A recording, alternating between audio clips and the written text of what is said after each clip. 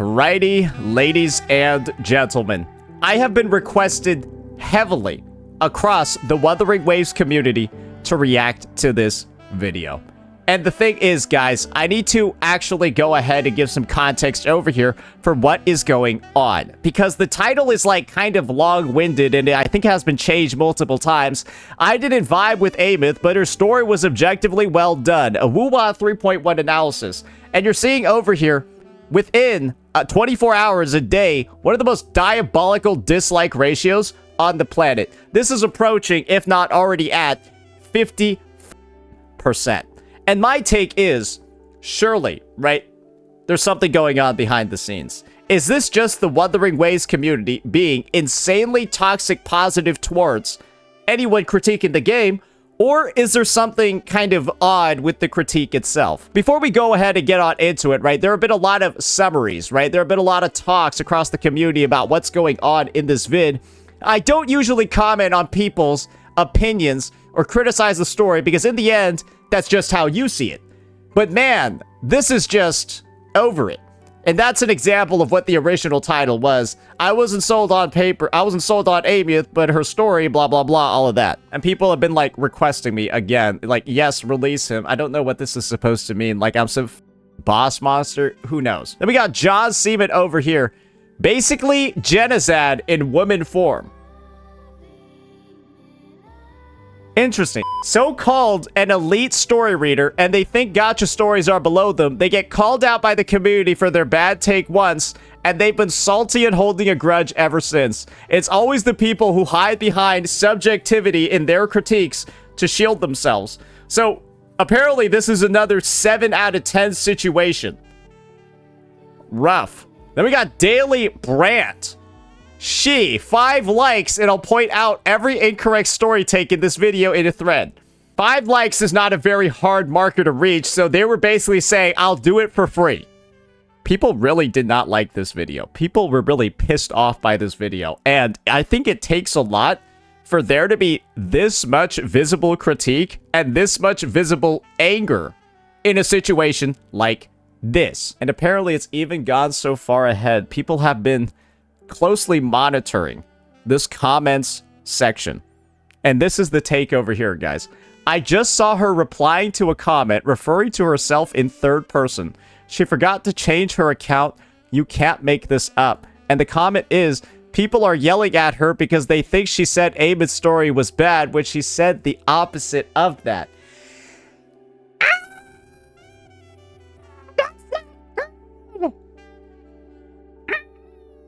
That's not good. So, as you're beginning to see, this is going from, like, a potentially, you know, like, bad critique into, damn, this is kind of cringe territory.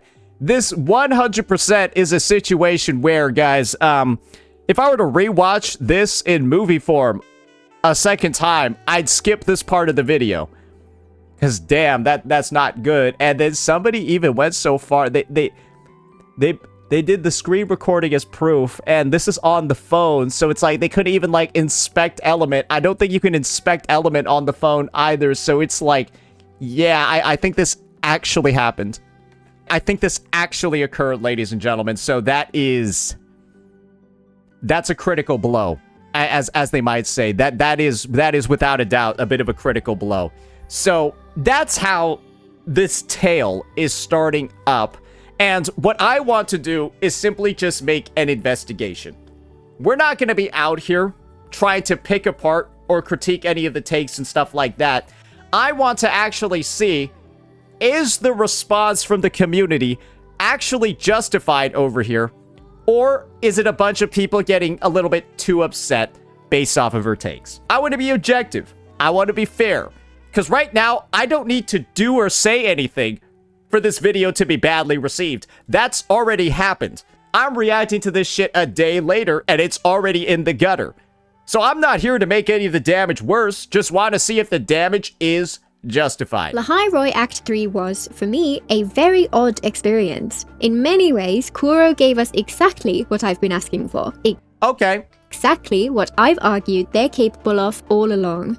Okay, so it hit a lot of the marks. But it was built upon a character archetype I've never really cared for, so I was left on the outside looking in. The vast majority of people adored this story, and with good reason. I did not, but while there were many details which bothered me, even in the moment I could see how they took the core of each chapter I had loved in the past and combined them all together. Let's explore what makes this story so well done that even someone who didn't enjoy the experience can appreciate the art, and why I still think they can do better. Okay, so it's kind of like I have a personal bias over here of why I didn't like Aemeath in particular, and I guess this is the thing. I could see, based off of the introductory sentence, why some people might be mad, because this is like going into a hamburger joint that only does hamburgers and then saying, yeah, everything about this place is pretty good, but the fact that you guys don't have chicken sandwiches here is going to make me rate it a bit lower. And to make it better, you, a hamburger-only place, I want you to start making chicken sandwiches for me. That's kind of the vibe I'm getting from it. Let's see what happens later on. Context, let's start with a related question which comes up when I critique parts of Wuwa's story I did not enjoy. If you don't like the game, why do you play it? I started because I was excited for an open-world science fantasy epic with fun combat and an engaging narrative. The premise felt like exactly what I had been dreaming of. I love science fantasy, and open-world games with a cinematic story are easily my favorites. The presentation was amazing right from the first moment, and while there were many issues early on, I felt that if the story could live up to its presentation, this game could become something special. Instead, over time, my excitement faded. The updates weren't bad, but the story didn't capture my imagination in the way I'd hoped, the characters didn't capture my heart, and by the end of version 1, I kinda lost interest. It was still a good game, but perhaps just not for me. I don't think this segment adds much to the video about 3.1. Then came Renacita. It started fairly well, and from an exploration perspective, it addressed most of the issues which had left me disappointed during version 1, and before long, I saw hints that the story might reach its full potential. I don't think this intro adds too much to a 3.1 story breakdown. Kartatia's quest was perhaps predictable and cliché, but it came across as a truly heartfelt story, told with a focus on character growth and depth of emotion which swept me away. Lupas took a different approach, a more complex narrative which slowly revealed a timeline split across several iterations, which still managed to make the characters likable and the moment-to-moment experience compelling. And Frollova's was a fascinating exploration of an uncompromising villain whose tragic backstory explained her actions without justifying, and most importantly, who challenged our protagonist and forced us to question their morals and motivations for the first time. I guess I can see the reason for why she's putting this section in the video. Part of me makes me think it's to like justify why her 3.1 take is like valid, to kind of like show that she's actually read or caught up on the rest of the story. That would be my attempt at discerning what the motivations are over here. It's kind of like this is like my resume as a Wuthering Waves story critiquer. I will now be telling you all, like, summarizing, right, my past opinions on what has gone on up to now in the game. I get that, but it's also kind of like before I make a guide video, right, I don't talk about all the other guides I've done in a game, right? But you're like, yeah, by the way, as we head into this Augusta guide, keep in mind I've made a Yuno one, keep in mind I've made a Mortefi one, I made a Gion one as well. Yeah, I've done all of... You kind of get what I'm talking about, right? There is a potential for, like, a who asked over here of, like, yeah, like, I don't need to know your entire portfolio. But maybe she felt the need to do it for hers because she's being a bit more critical. We'll see. It still had room for improvement, and these are the kinds of things I expect of any good story, but for a good half a year, Wuwa's execution was fantastic. Maybe she's trying to avoid a Saeki situation, right? We all remember what happened with the Saeki situation where it's like, yeah, everyone thought he just, like, skipped the entire story. If they had kept that up, I'd have been ecstatic. And if they'd taken the strengths of each of those stories and built them into a cohesive tale with a wider scope than just one patch, then it could become that something special I had glimpsed in its early presentation. I did not expect that level of quality every time, but as I've covered previously, I was still disappointed with the rest of Renacita despite its peak presentation. For me, the underlying story did not live up to its promise. I hope that, with a fresh start in Lahai Roi, they would set things up to recapture those heights, but as I covered in my last two videos, Acts 1 and 2 both frustrated me, though in wildly different ways. So I guess she's like started this off by talking about how unhappy she's been with the story. Yeah, I'm gonna be honest. It's definitely an interesting approach, but I do think your main goal goal with this is you're gonna just piss people off in the first 5 minutes. That's my honest personal take, is you're just gonna piss pretty much every Wuthering Waves player off in the first 5 minutes. You were unhappy with 3.0? Yeah, I thought 3.0 part 1 was buns. I hate Linnea as a character. Yeah, I fucking despise her. Yeah, I hate Linnea. Because I hate the game. It's because I think they can do better. After all, they did in the past. I kept playing because I had hoped they would recapture that spark and maybe even take it further than they had before. I think she could have done a lot better with this section, made it way less wordy, and then just said something like, oh, yeah, Wuthering Waves, its past stories have had some ups and downs. I personally haven't been the biggest fan of Lahai Roy in 3.0, and there have been some really good patches, though, in Wuwa history, like 2.4 and 2.5. I want to see more of them doing, like, the stuff that I like the stuff in 2.4 or 2.5. Now let's get on into it, boys. Yeah, I think that would have been a slightly better way to approach it, but, Hey, go off, Queen. And since they seem to put in far more effort for each region Sentinel Resonator, I was especially curious how they'd handle Aemeath. Yeah, then she could have just mentioned how Cardathea got a lot of attention, too. I hinted in the intro, unlike seemingly everyone else, I did not like her. I'll explain why in a little more detail later on, but in brief, the way she was presented in the first half of the quest leaned too much into a character archetype I cannot stand, and unfortunately, the second half couldn't quite save her for me. And since she was the heart and soul of the story, that meant I did not enjoy the experience. However, there are a lot of aspects to the story which I think deserve a lot of praise. Let's start with the smaller ones and work towards the biggest. Yeah, so again, this is like going into the burger restaurant and then being like, the buns were great, the cheese was awesome, the tomato was stellar, the lettuce was crisp, the sauces and the texture were amazing, but because it wasn't chicken, it was all trash.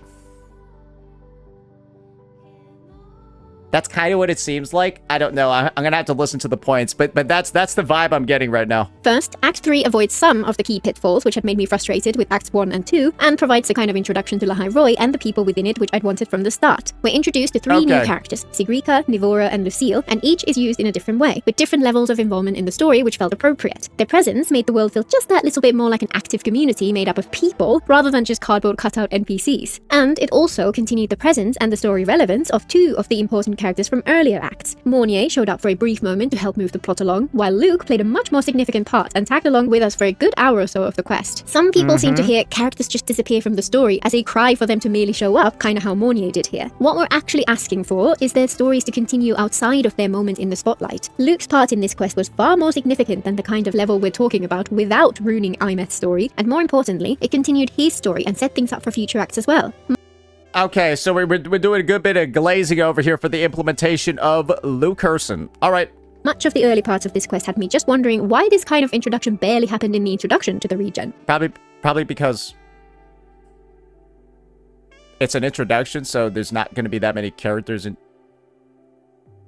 I'm gonna say I don't understand the point of it not happening in the introduction of a region because everything's new. Also thought that. I'm sorry, I'm a little bit confused by that one. Once we got past the introduction, the concept for the first half of the quest was pretty cool. Aemeath is a digital ghost, and we must search for shards of her soul scattered across the region so she can piece herself back together. When she's recovered her power, she'll be able to interact with the world once more after a decade of living as a ghost. It's a cool idea, which makes the most of the sci-fi concept behind her situation. I'm wondering why she hates her. A great excuse for us to wonder about the world and for us to learn about different slices of her past. This is a great example of setting up a promise, providing progress towards our goals, and giving a payoff at the end. I don't think they made the most of this idea, which we'll explore later on, but the concept itself is a good one, and their execution was solid. I also think... Did most people just hate this video because of, like, the intro? That little moment with the astronaut deserves a shout-out for making the most of the ever-present binary dialogue options. We explore a space station, which fell to the planet long ago and has been undisturbed under the ice sheets ever since. As we delve deeper, we eventually unlock a sealed section and discover that everything inside has been corrupted by void matter. The void matter should have spread out and contaminated the rest of the station and... But Clemente's a G.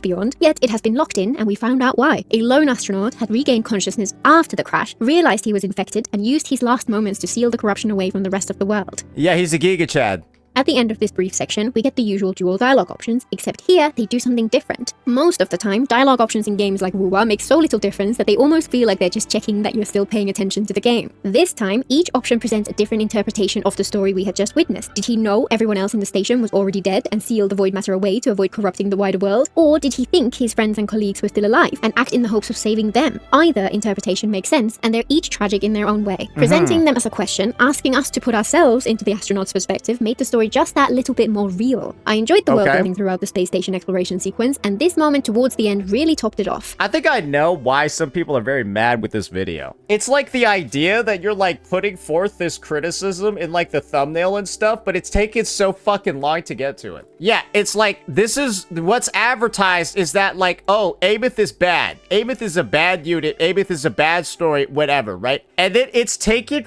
fucking forever to get there.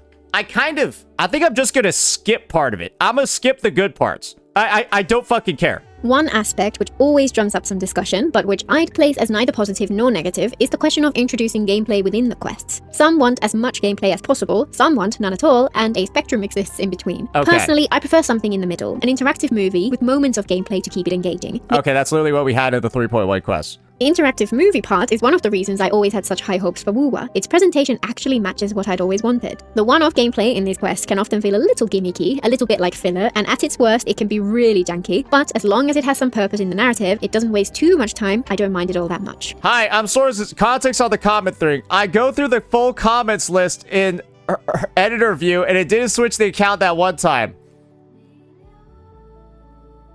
I see. So the take is that the editor is the one that made the comment.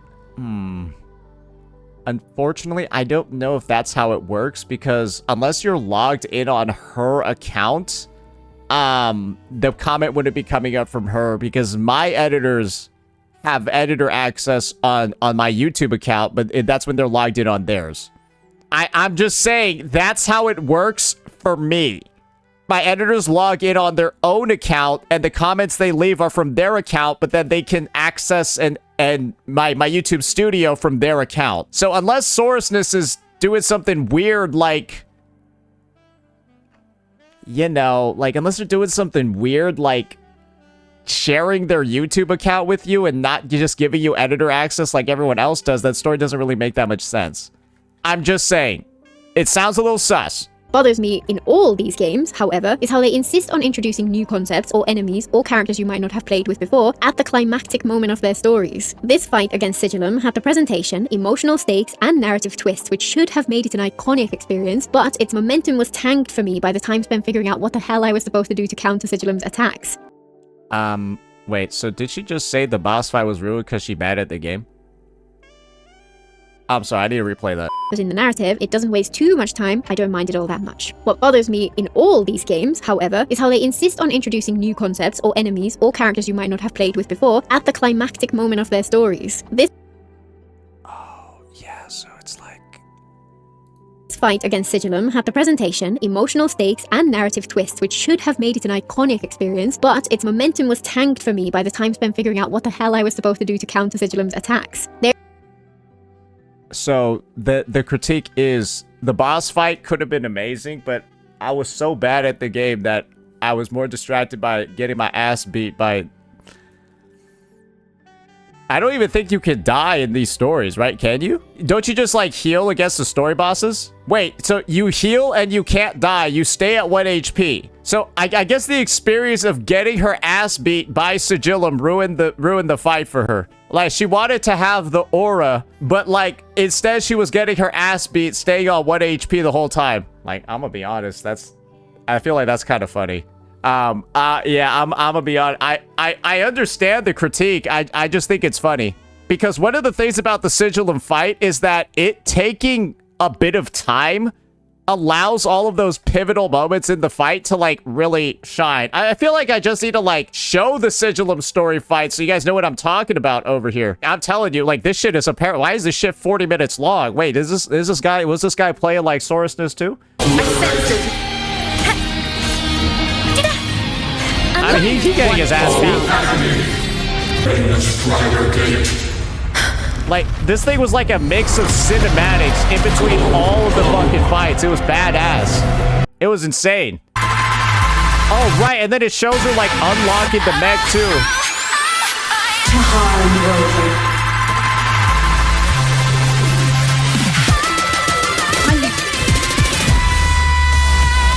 Don't worry. It will end soon. And then they have you, like, summon the Exo Strider as well. It tells you how to summon it. So you can get the big boom, yeah. At your command. I bet some people never got to it though. Yeah, this guy has no clue what they're doing. Oh, yeah, they got no clue what they're doing. Maybe that's why she didn't know how to play she didn't know how to play Aemeath. Yeah, this guy is never using the Exo Strider. Yeah, no, they ain't ever using that shit. This fabricated dome shall melt away. This fight has like 17 phases, bro. Then it starts doing like this crazy shit here. Bro, he cuts a planet.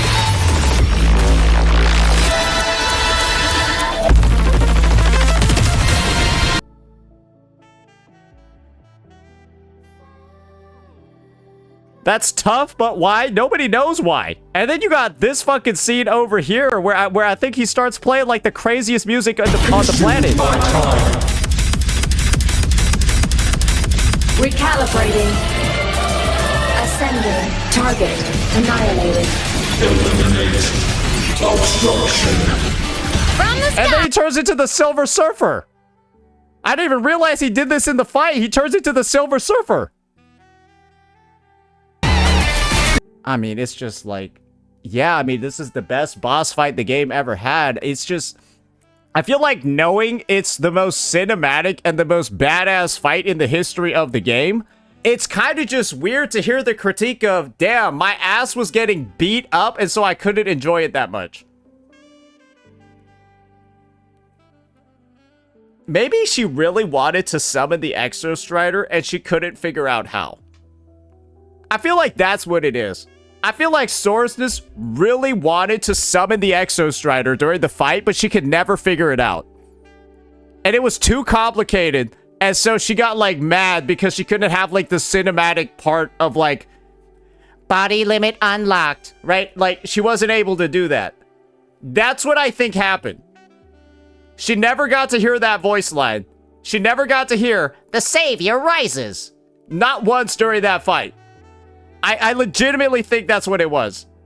There is sadly no easy answer here. They could use familiar enemy mechanics in the final confrontation, but then the battle would risk feeling too familiar, too safe. When the goal is for the fight to feel meaningful, that would be just as disappointing. In this particular case, for me the boss fights were more or less fine, while the gameplay sections in the space station maybe overstayed their welcome just a little. So, given all those clear positives, what could possibly have made me so unmoved by Aemeath herself? Alright, here we go. This is gonna be the part apparently that we've been waiting 13 minutes and 30 seconds for. This is what's in the thumbnail. The critique about Aemeath and like the negative points about her. So again, this is where I think a lot of people probably got mad because they kind of had to like go through 13 minutes of like this kind of like basically just like glaze, right? To get to here. It ruined the experience for me. And does it mean I think she's a badly written character? As we piece everything together, we discover that she was basically great at everything. She was a top student who excelled in all her classes without really trying. She was a skilled pilot, a speed queen on her bike, and an exceptional synchronist with unusually high scores in all her tests. She was popular amongst her peers, and in her spare time, she was a talented singer-songwriter whose alias became a campus legend. She's shown to be emotionally intelligent and perceptive, deeply loyal and protective, kind, funny, and not to mention modest about her accomplishments. You might expect me to follow that up by saying, and therefore she's a textbook Mary Sue, but I don't think she is, for reasons we'll get to in a minute. Instead, I think the root of why she just does not appeal to me is in how she relates to one of my pet peeves in the real world. Okay. I hate the way people idolize natural talent and devalue the effort people put in to achieve their goals. The vast majority of people at the top of their fields will have put in monumental effort even if they were naturally talented in the first place.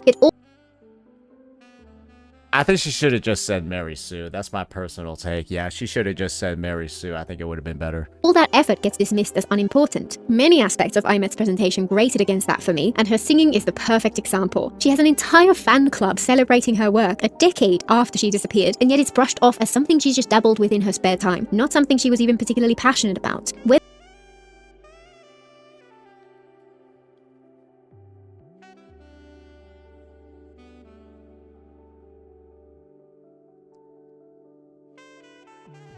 You know what, guys? I found the explanation for all of this.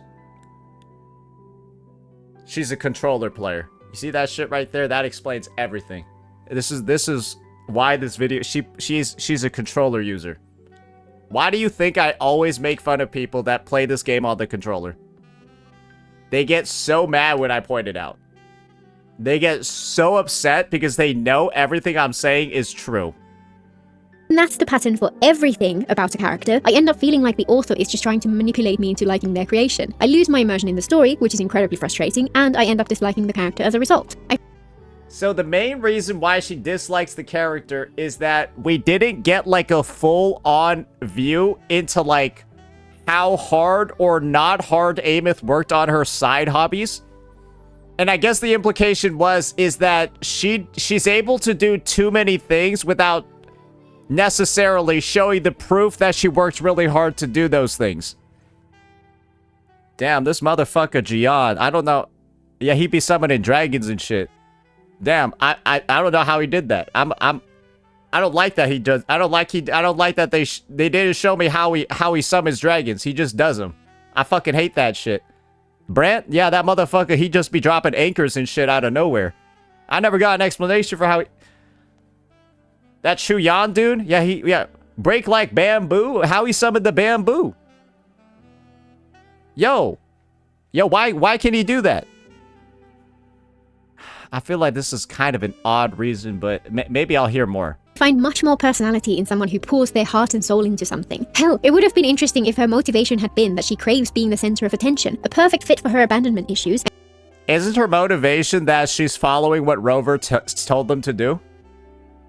Aemeath, I just want you to live a happy life. Wait, check out this most replay moment over here. This is why Aemeath does what she does. My only wish for you is that you live a happy life. Like, look at the flashbacks that are showing up over here. Is that you live a happy life. Remember, this is how she died. This was in her showcase where they're like talking about like her goals and like what she wants to do when she grows up. So like, she's following Rover's wishes. Is that you live a happy life. That's why she's just like goofing around and stuff in school. But then she decides she wants to save the world instead. I need to see what the female version sounds like. Is it any good? I've only heard the male version, actually. Aemeath.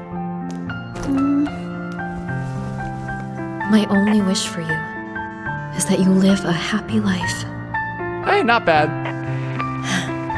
Male Rover's still better. Yeah, I mean, like the reason is kind of like right there, is it not? And giving her a character trait often seen as a flaw would have been an interesting dimension. Yeah, her flaw is that she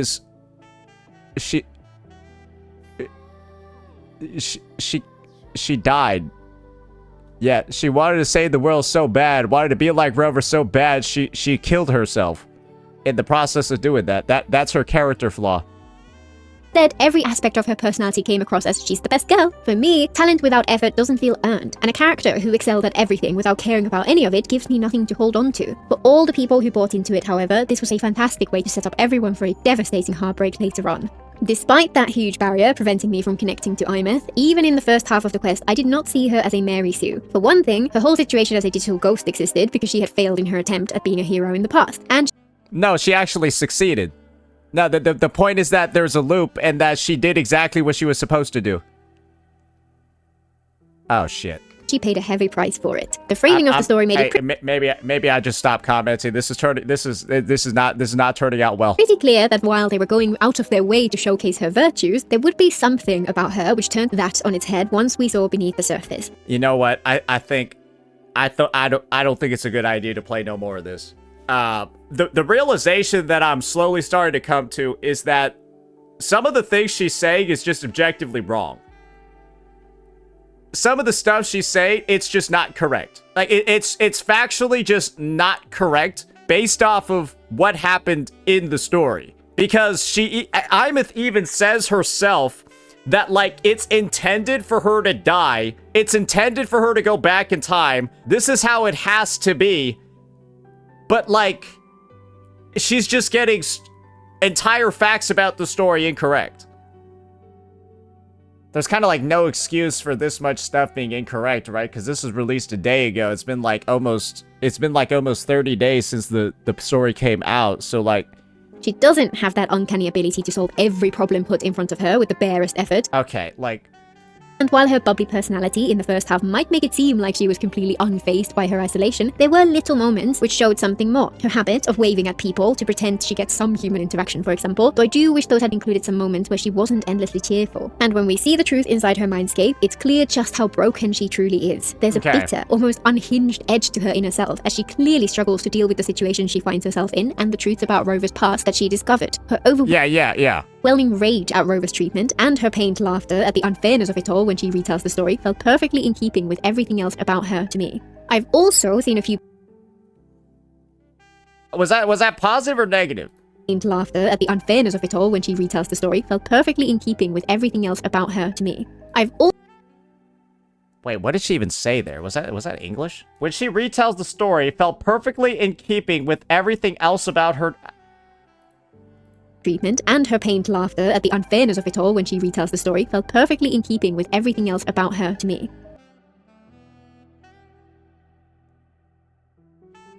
Do you see why I played this part like 3 times? I'm lost. I don't know what that means. I've also seen a few people say they think the depth of her connection with the Rover as a child was unrealistic since she latched onto them so quickly and they didn't seem to have that much time together in the end. Once again, I disagree. Many children take their parents for granted, sure. Okay, so she just doing some glazing here. For her, and lead to everything about the person she is. Okay. So she knows about the impact that Rover had on her, but I get... Wait, why does she feel like confused about why she's doing that then? However, since I wasn't swept away by the story, I couldn't help but notice a bunch of missed opportunities or other flaws which... Wait, as far as I'm concerned, all we did was glaze everything. Like, we glazed everything, and the only flaw that I seem to see is the fact that we got our ass beat by Sigillum too hard in the fight, and we just didn't like that Aemeath was able to do things well without... Aemeath was too naturally talented.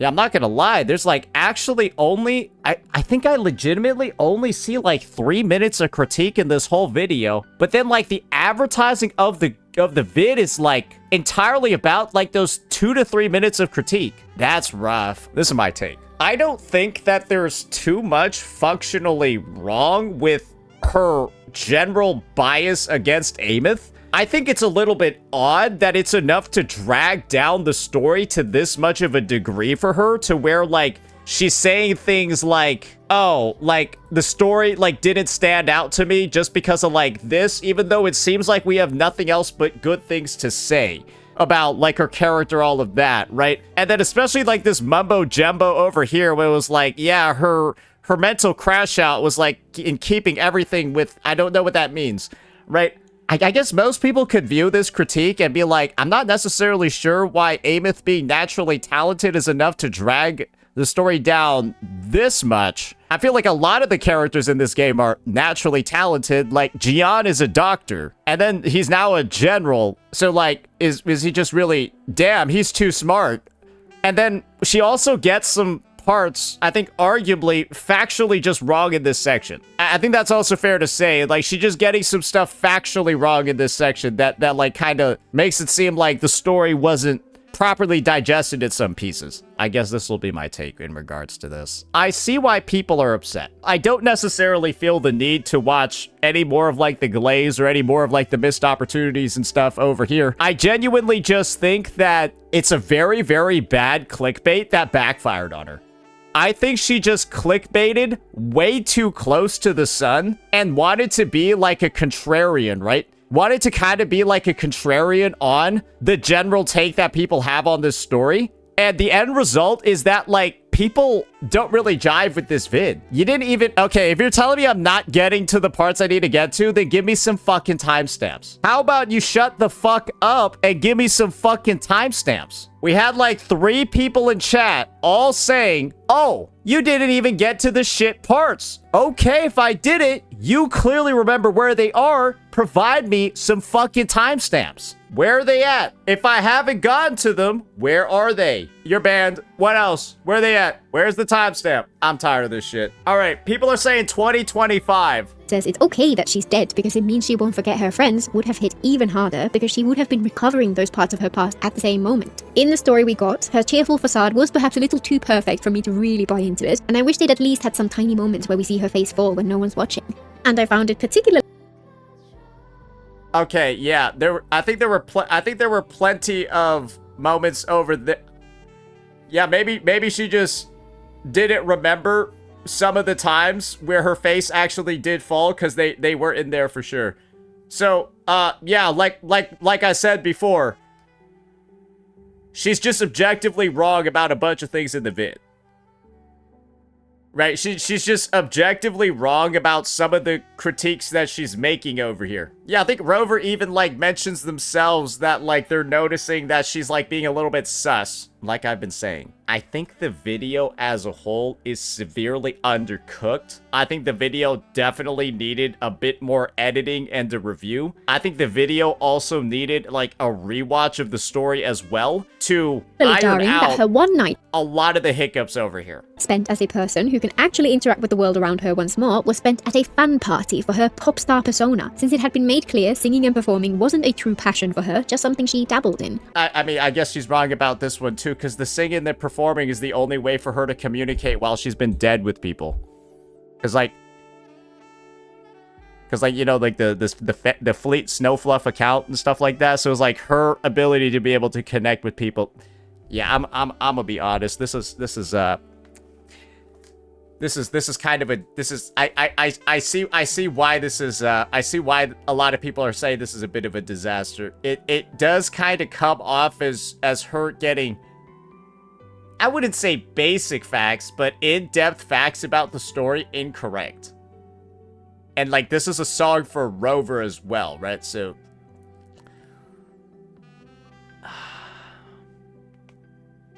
really undercooked. Incredibly underbaked. And I guess like the whole reveal over here, right, that we're slowly starting to get into. Yeah, I'm just gonna be honest, Sorosness. I think the main flack that you're getting right now is based off of just the structure of this video, to make it 13 minutes of kind of just like unadulterated glaze to get into what's actually in the thumbnail. And then the reasoning for why Aemeath is not really clicking for you on a personal bias just is, it's a little silly, because that lens can be applied to like that lens can be applied to so many situations. And then the number of just like basic facts about the story that we're getting incorrect in the critiques is a little rough. It is like a little bit rough, right? Because like, how did we get the motivation for why Aemeath does what she does wrong? How did we get like this part over here wrong, where we're talking about, remember, because this section is missed opportunities, and you're critiquing the game, you're saying what Kuro should have done to make it better. It's like, but if you're wrong about what Kuro actually did, then your entire premise of the missed opportunity and how to improve it is also inherently incorrect. And it's at the point, right, where people are saying that you need like a Paimon to repeat key story details to you so that you don't get them wrong. That combined with trying to wash off the critique, it's like, I'm sure there's people that are mad at you because you personally didn't like Aemeath as a character. I don't know if that's actually the biggest problem in this video, though. One of the things that people typically understand about the Wuwa story critique space is that you better get your shit right. I thought we would have learned from the Saeki incident, right? I thought the Saeki incident and like the insane reception he got to his review, to the point where he said he's quitting making videos about gacha stories, I thought that would have been enough of like a public message that, hey, we gotta make sure that all of our shit is right. That all of our shit, if we're gonna be out here saying what's wrong with this story, that we gotta be right about what we're putting in the video. Also, the smack incident, sure, if you wanna bundle that one in as well, sure, right? It's just, I viewed this as clickbaiting, way too close to the sun, trying to ride like a sort of like counter wave to the glaze that the 3.1 story has gotten. But when the glaze is almost universal, I haven't really seen a single person necessarily call it bad. I don't even think Smack necessarily called it bad. I think people just really didn't like him giggling. Yeah, people really did not like him giggling. I think that was the main part. This one is just, I feel like it has the potential to piss off people more than the smack situation. Because, like, I'm over here and I'm just like, I don't know what the purpose of this was.